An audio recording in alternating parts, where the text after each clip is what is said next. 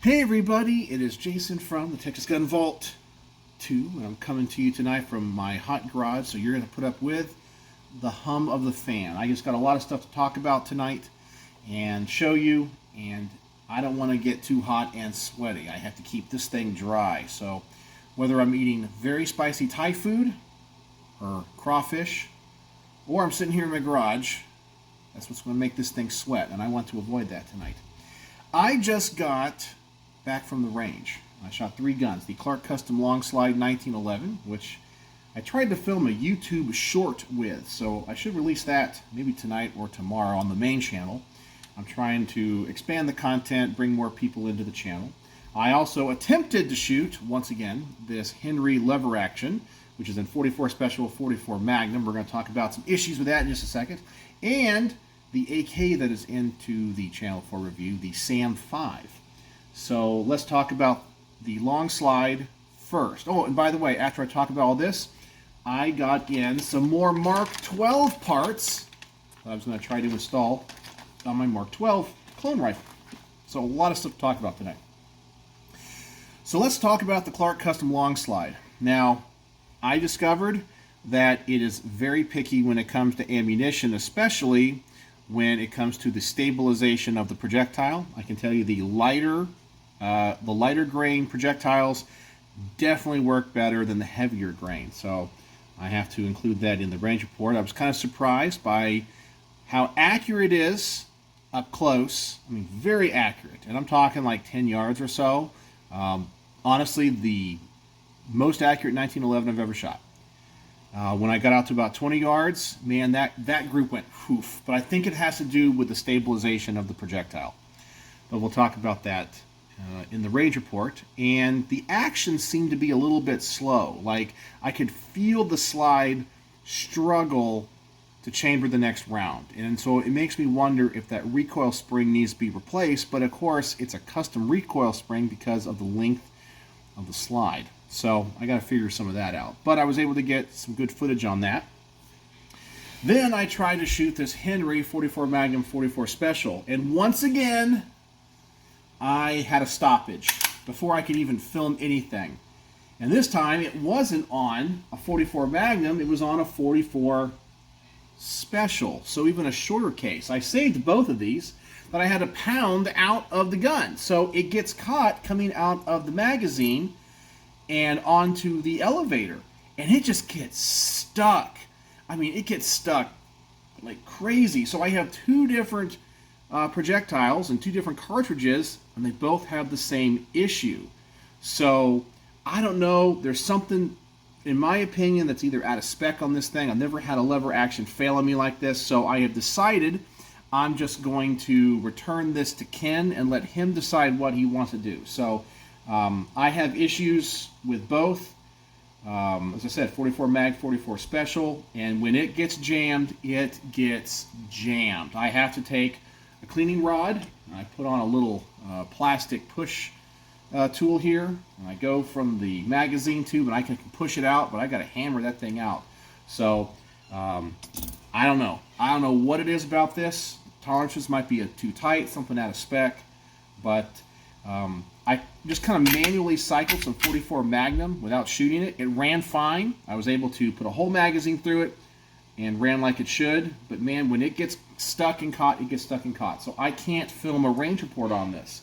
So I'm going to let Ken know tonight that I'll clean it up for him, but I wasn't able to shoot it. I've only been able to shoot 5 rounds through this thing, and that was on the original range trip on this. So unfortunately, I can't shoot this and review it. I don't know. It's not like one ammunition doesn't work. I tried multiple things. So that's what's happening there. So let me go get the AK real fast, and we'll talk about that one and some issues I had. Now this is the Arsenal Sam 5, chambered in 5.56. Now I have never shot a 5.56 chambered AK. And the owner of this told me that these are notoriously overgassed. And he has an adjustable piston in here, and he had everything set. He said he took it to the range, everything ran fine, And in general, I don't like to adjust things, take things apart if they're not my guns. I was able to get enough footage to do a range report, but I am going to have to talk about the overgassing and if that piston is not set right, the undergassing, because I had some short stroking issues where it would not, I guess the bolt wouldn't come back far enough and wouldn't have enough momentum to pick off that round. I had a few rounds that would not chamber, or they would get stuck on the feed ramp. I'll talk about the disadvantages of 5.56 in a gun like this over 7.62 by 39, and how that round is so tapered, or even 5.45. But I will tell you, this is the softest shooting AK I've ever shot. Very accurate, but it gets hot too. So I even got some footage of my laser thermometer up here on this handguard, and it got up to about 150 degrees, and I was not shooting a lot, to be honest with you. I think I put about, over the course of maybe 30 minutes, 120 to 140 rounds through. That's it. And I only did one rapid fire thing at the end, but this thing was getting hot. And that's because this handguard is metal. And so both from the trunnion area and of course up here near the gas block, it was getting hot. I was holding here in the middle, then after a while, that heat was coming backwards and forwards. So it didn't take long for this thing to heat up, but I definitely like it. There's a lot to say about this action chambered in 5.56. So I can see why the AK-74, probably in 5.45, is really desirable. So that was the issues I had with this, but I think I got enough footage to talk about it, talk about the issues that I had, and maybe how to avoid them. So that was the Arsenal SAM 5. So that's what happened at the range today. So I had I would say, a less than exciting range trip.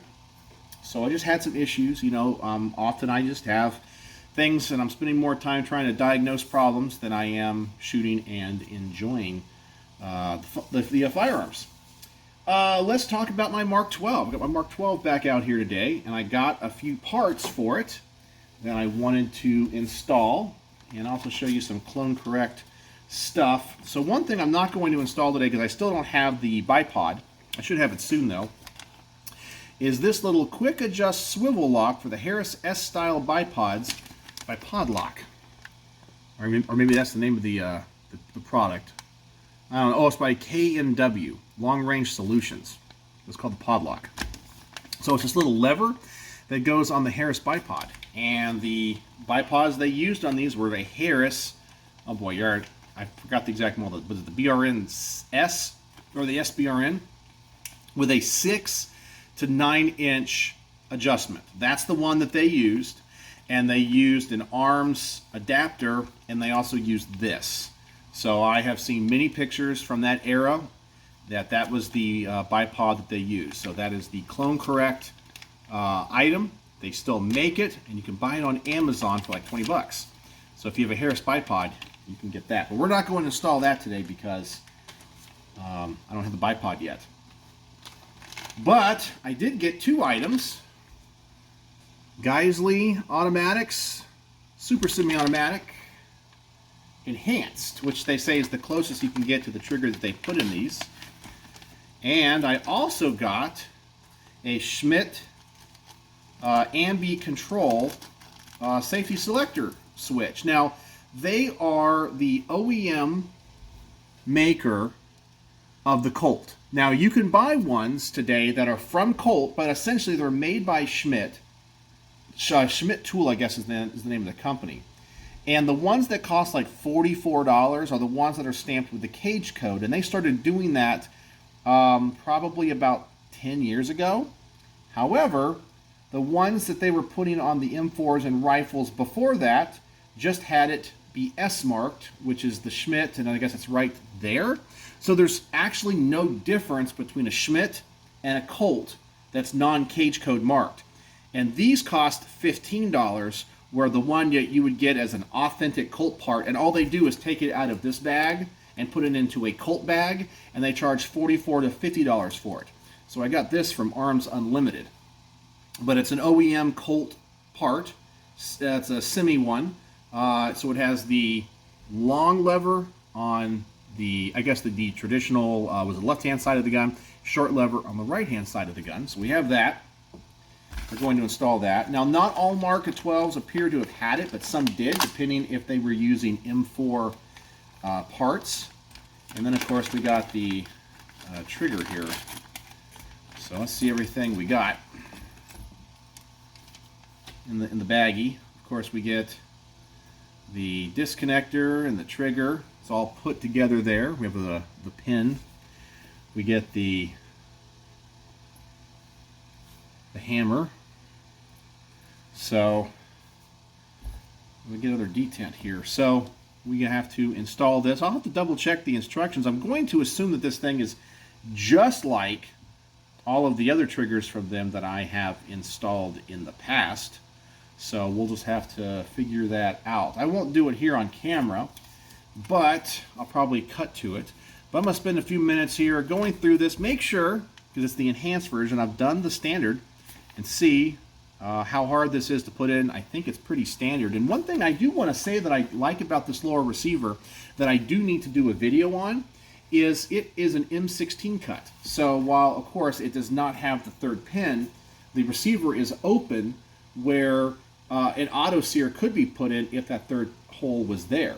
And that's completely legal as long as that third hole is not drilled. And different companies have different specs when it comes to that. Colt is the worst because they not only put on like a semi-automatic like thick wall, they also put like a bar between it. Now, I've heard that SOTs, that when they drill those out when they legally make machine guns, they have a hard time with the Colts and some other manufacturers. But this one is an M16 cut, which is kind of cool. So anyway, that's what I wanted to talk about. So let me spend a few minutes. Let me get this trigger in this gun, and then I'll come back to you and see if I like it. All right, so we got this Geisley trigger in. It's working good. Let me tell you, this thing feels great. It has that nice two-stage setup. Yeah, I go right to that wall, and that thing is super light. That is a great trigger. It went in just like I thought it would. We have, of course, the arms backup iron sight, which I installed before. Here's that safety selector. That's ambi. So the next thing I'll probably do is get a Colt bolt and bolt carrier, so it has a mil-spec carrier in it. And then I'll start looking at the optics, and then, of course, the suppressor. And I guess I do have that bipod coming, so I'll add the Podlock to that and the arms adapter with the throw lever. And then I'm going to have a pretty good Mk12 Mod 0, I guess it's the later one build. The earlier ones were a little bit different. They had a different barrel nut, a little bit different rail, and then they changed and they went to this one. So you see this particular rail with this wide barrel nut on the later Mod 0s and the Mod H's. And if you're looking for those early ones, you got to go with the Gen 2 upper, which PRI still makes. But this is the later one. So when I look online and find a lot of pictures, this is more of the setup that I see, but it still is clone correct. It just depends on the era that you want your I keep saying Mk12 to be from. So whether that be an early Mod 0, a late Mod 0, or a Mod 1.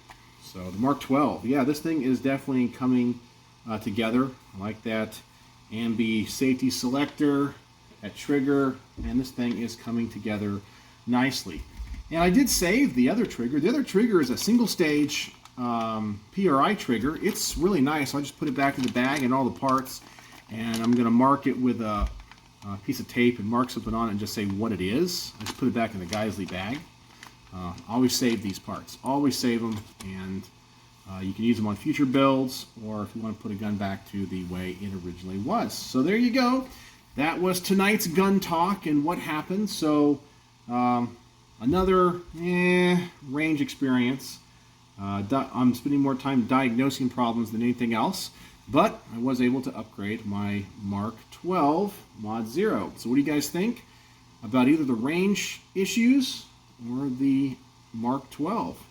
And I always appreciate you guys watching my videos here. I like making them in the evening, And go over to the main channel if you're not subscribed there. Make sure you guys watch my videos and let me know what you think about that new short that I put out on that long slide. I'm trying to, I don't want to say I'm copying other YouTubers, but some people like those little shorts, and it can drive traffic to the channel. So I'm kind of looking at what other people do with like a 30-second video and trying something like that. I don't know. It's not really my style, but maybe having a wide variety of content for people is the way to go. So there you go. Hope you guys have a wonderful evening, and I always enjoy chatting with you, so please leave a comment. Whatever you guys want to talk about, I try to respond to everybody. So, as always, thanks for watching.